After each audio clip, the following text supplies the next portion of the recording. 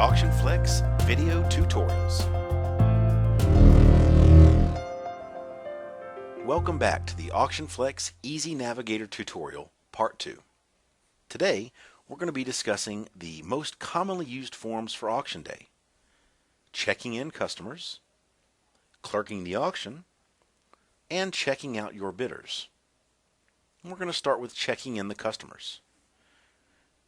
Now, as a new customer, you're likely going to be populating your customer center for quite some time. So we're going to click on the New Customer button, which is exactly the same fields as the New Customer button from the Customer Center. So we'll start entering in the buyer's information. Name, address, city, state, just as before.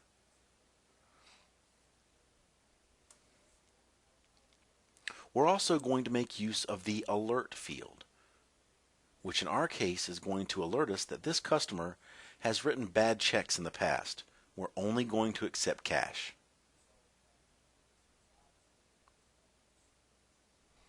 When we exit and check this customer in, there's our alert.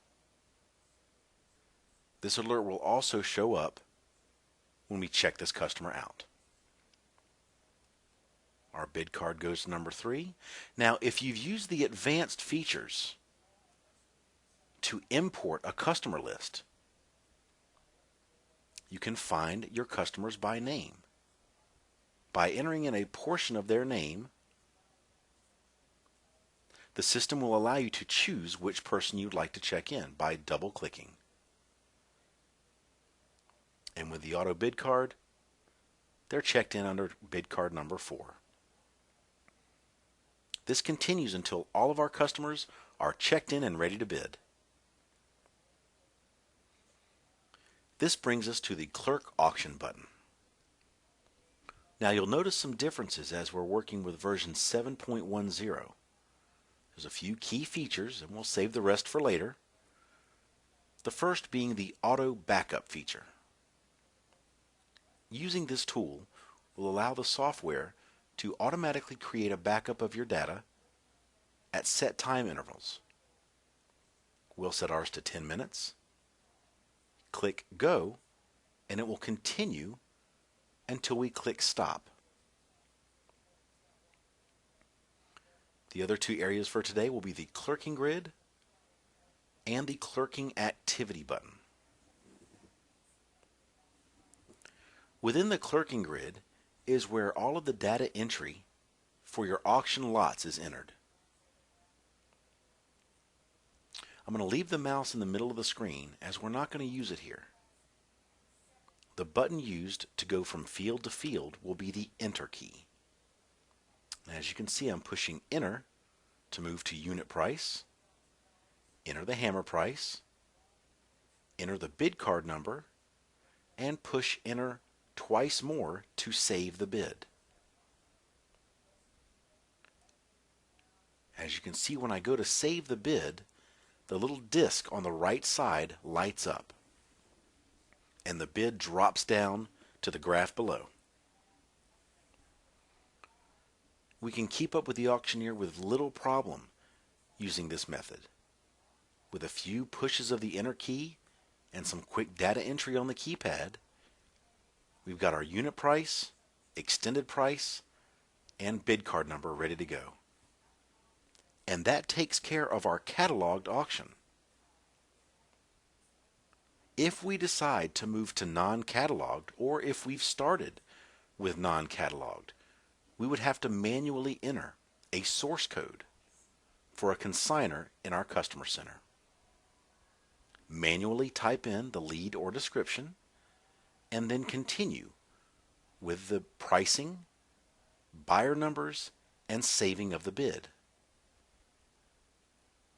We can continue clerking items in this fashion until we're finished. Now, as you can see, when I enter an invalid source code, it's going to turn pink and not allow me to continue until I've entered a valid consignor code. We'll go ahead and clerk this item in and save the bid. Now this will continue throughout the day until all items have been clerked. If mistakes are made, we can use the arrow keys on your keypad to move down, left, right, change bid amounts, change bid card numbers, and not miss a beat. In the event of multiple quantities, we can also make adjustments to the quantity. As you can see, that reflects the change on the extended price as well.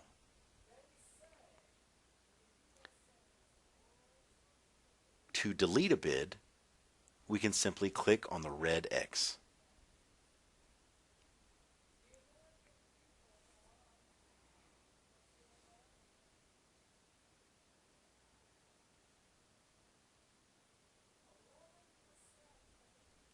Now, the clerking activity screen will show all clerked items for this particular auction. We can change the bid card number, edit the bid, or remove this bid completely.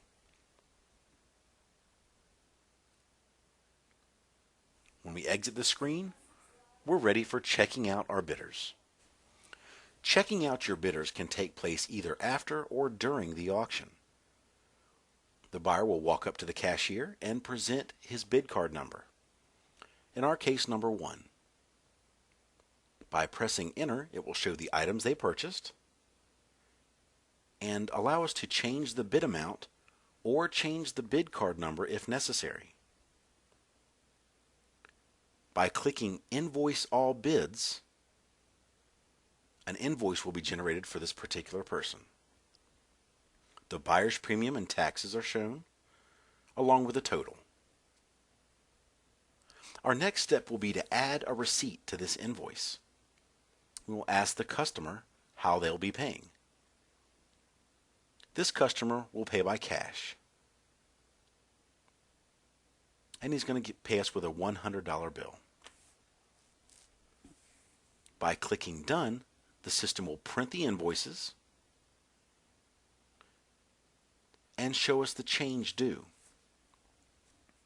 The invoice will also go from a bright red border to show an outstanding balance to a gray border with a zero balance. An example of the invoices printed will look something like this. You'll see your paid in full stamp at the top, the item, the buyer's premium, taxes, how they paid, and also a zero balance. By exiting this screen, it brings us back to the Checkout by Bid Card screen, at which point we're ready for bidder number 2. We're going to invoice all bids, add a receipt, inquire about the payment type, in this case a Discover card. Enter the last 4 digits of that Discover card in the Notes section.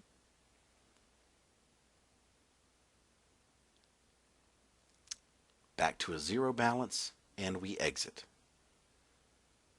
Now, during an auction, there could be some bidders that have forgotten to check out, or that have checked out and have forgotten to pay their invoices.